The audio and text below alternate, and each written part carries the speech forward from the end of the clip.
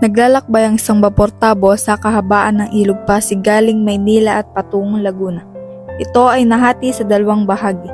Ang ibabaw ng bapor kung saan lulan ang mga mahalagang tao sa lipunan, katulad na lang nila Don Custodio, Kapitan Ben Saib na isang manunulat, si Simon na isang mang-aalahas, at ang mga praileng sila Padre Salvi, Padre Florentino at iba pa. Samantala, sa ibabaw ng bahagi naman ng bapor, matatagpuan ng mga inchik at indio na nagsisiksikan sa dami ng pasahero. Ang hatian na ito ay nagpapakita ng uri ng tao at kapangyarihang umiiral sa sistema ng lipunan. Guys, ang Ilog Pasig ang daming mga malulungkot at masasayang mga alamat na halos lahat ay alam ko. Pero maaari ko lang ikwento ang mga masaya at gustong kalimutan ng mga malulungkot. Kung may nais kang ipahiwatig sa salitang malungkot, Kapitan, ano bang nangyari? Talas ang iyong padinig sa totoo lang. Nang marinig ko ang pangalan ng ilog, naalala ko ang kwento ni Juan Crisostomo Ibarra. Ibarra, parang narinig ko na ang pangalan na iyan. Anong nga ba nangyari sa kanya? Alam niyo ba? Senyor Simon, ikay namumutla. Itong paglalakbay na ito ay medyo mahirap sa katulad mo. Ayos lang ako, Padre Florentino. Kung totoo mahal mo kung tulad ng sinasabi mo, hindi mo ko ang iyang magpakasal kay Inares sapagkat hindi ko siya mahal, hindi ko siya mamahalin. Clara, gusto ko magpakasal ka kay Linares sapagkat para sa kinabukasan mo yan. Ito ang dapat mong malaman, Padre Dap. Kaya namin ni Ibarra lagpasan lahat ng problema basta magkasama kami. Ngunit ngayon, wala na siya. Patay na siya. Anong maaari kong gawin? Hindi ko naman kaya siyang buhayin. Hindi nga, pero kaya mo akong tulungan makalimutan siya sa pagpasok sa akin sa kumbento.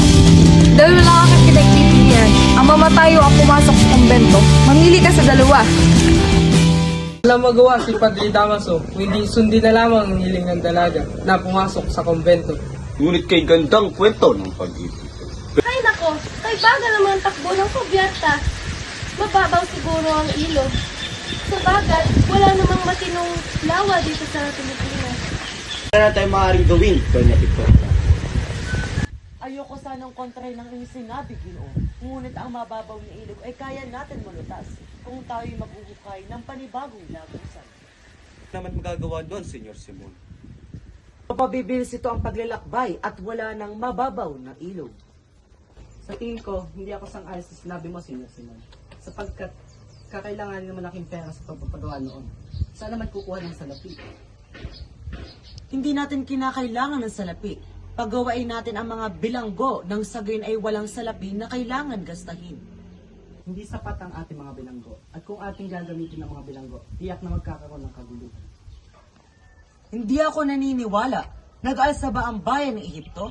Nag-alsa ba ang mga bilanggong Hudyo laban kay Titus? Akala ko ba maalam ka sa kasaysayan? Tayo mga Ehipto at ang mga Hudyo. Ay nako, walang kwenta kang kausap. Hindi ka makaintindi. Kaya natin ipatayo ang Akademya ng Wikang Kastila. Kapitan Basilio, Paano mo nasabi iyan? Kapitan Basilio, nagbigay kami ng kabayo kay Padre Irene bilang isang regalo at nangako siya na makikipagkita siya kay Kapitan General. At ang mayamang si Makaraig ay nag-alok ng lumang bahay. Hindi ko labis maintindihan kung bakit ipinipilit ng Akademya ng Wikang Kastila. Sa panahon ko, Latin ang pinag-aaralan at hindi ang Wikang Kastila. Si Kapitan Basilio talaga makaluma. Hindi pinapahalagahan ang modernasyon. gana naman lahat ng may edad. Nga pala, anong sinabi ng iyong tiyo na si Padre Florentino tungkol sa inyo ni Paulita? Sa totoo lang, palagi niya sa akin sinasabi ang tungkol sa kasal. Yung di lang magandang masasabi kay Paulita ay ang kanyang tiyan na si Doña Victorina. Oo nga eh, talaga ba nanais niya hanapin mo ang kanyang asawa? Oo, kung hindi maaaring mawala sa akin ang aking pinakamamahal. Pero sa totoo lang, si Don Tribucio ay nagtatago kasama ng aking tiyo.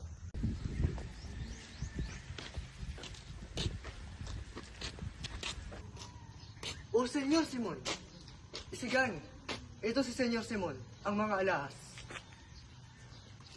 Huwag sana magsugat ang iyong damdaming, Ginoong Isagani. Pero totoo ba na mahirap ang iyong bayan kahit hindi sila makabili ng alahas sa akin?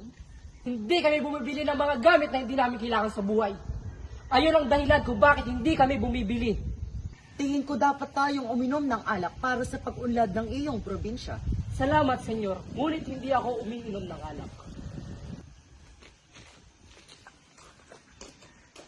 Sigan, ayaw mo ba sa kanya? Ko alam, Basilio. Pero sa oras nang nakita ko siya, mabigat na ang pakiramdam ko sa kanya. Dapat tayo lumayo sa kanya. Isa siyang malakas na tao at kanang kamay ng general. Talaga? Oo, ayon sa sinasabi ng kanyang mga kaibigan at kanyang mga kaaway. Sa tingin mo, nakita niya kaya si Kapitan Tiago? Oo, si Kapitan Tiago ang kasama niya sa pagdating niya dito. Kaya ngayon, pinaghihinalaan na siya. Hindi ako papayag na magpapaalila. Ayoko din, Lolo. Kaso ito naman tayong paraan upang makabayad tayo kay tatay. Hindi mo na lang ibenta ang lakit na binigay sa'yo ni Basilio. Hindi ko magagawa iyon. Magpapaalipin na lamang ako kasi bigay itong lakit na ito. Pag ang aking anak na si Talis, pinalaan ko na siya sa pagiging kurap ng mga kayo. Namatay ang kanyang asawa at nakatakas si Talis. At ngayon, ikaw, Julie, gusto mo magpaalipin kay Hermana Penchang para lang pantubos ng iyong ama? Aking inko, kung masyadong damdamin ang aking gagawin, ay para lamang sa karapatan ng aking ama. Napakabuting anak ko.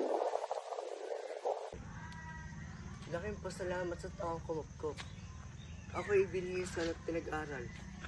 Ngayon, ako'y pauwi na sa taghalang tahanan. 13 taon nang nakalipas.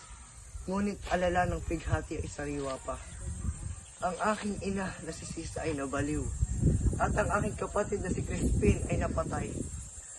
Buong buhay, puno ng pagdurusa at kalungkutan. May taong malapit. Senyor Simon ba yun? Parang imposible. Pero bakit po? Diyan ka lang sa kinatatayuan mo kung ayaw mong mamatay. Kung kilala mo ako, nakita na rin tayo sa lugar na ito noon. Sino ka? Kilala mo ako? Alam lahat ng tao'y patay ka na! Crisostomo Ibarra! Ang iyong natuklasan ngayon, Basilio, ay dapat lang maging lihim at walang sino dapat makaalam. Kung hindi, maaari kamatay mo o ikamatay ko. Huwag mo akong kawaan, Lolo. Hindi naman gaano kalayo ang bahay ni Hermana Penchang. Kaya pa rin kita ang bisitahin. Bumalik man ang aking ama, pakisabi na lang na pumunta na ako sa kumbento. Aalis na po ako. Anong nangyari sa kanya? Bakit siya napili? Si Kabesang Tales ay nakalaya mula sa pagkakabilanggo ng dahil sa salaping na likom ni Huli. Kinabukasan ay dumating si Simon sa kanilang tahanan dala ang iba't ibang alahas na nais ibenta. Sa inyo, Senyor Simon. Maraming salamat, Kabesang Tales. Ang aking plano ay magpatuloy papuntang San Diego. Sa tingin mo, ang aking revolver ba ay sapat na para sa Gwardiya Sibil? Sigurado, Senyor, sorry pang mga revolver ay napakalakas. Tama, ngunit ang aking revolver ay kaya silang talunin. Nakikita mo ba ang punong iyon? Tingnan mo. Ang iyong revolver, ito ay napakalakas. Nabili ko itong revolver sa ibang bansa, Kabesang Tales. Kung meron kang nagustuhan, Sinang, huwag kang magpahalata dahil tataasan ni Simon ang presyo. Tama, napakatalas talaga ng pag-iisip niya pagdating sa negosyo. Ito ang unang pagkakataon na ipapakita ko ang mga diamanting ito sa buong mundo. Napakagandang diamante at mga ruby. Ang kayamanan ay maaari mong ikasira, Ginang Sinang. Isang dakot nito ay malaking persyento na ng ating bayan ay mauuwi sa luhaan. Tama si Senyor Simon. Tama, ang kayamanan ay maaari maging dahilan ng masamang bagay. Ako rin ay bumibili ng alahas pati nagbebenta. Mayroon ba kayong maiaalok sa akin? Oo, Senyor Simon. Paano napasa kamay kay Basilio ang lakit na iyon? Aking papahalagaan kung tatanggapin mong aking hinihiling. Kung alam ko lang na ang aking pera ay hindi unlad, hindi ko na sana ito isinugan. Hindi pa ba sapat na nagpaalila siya sa'yo? Oo, ngunit kulang pa. Huwag kami mag-alala. Handa akong bayaran lahat ng iyong pera. Naginasta, matubos lamang si Uli. Salamat, Basilio. Hindi ko alam kung paano kita babayaran.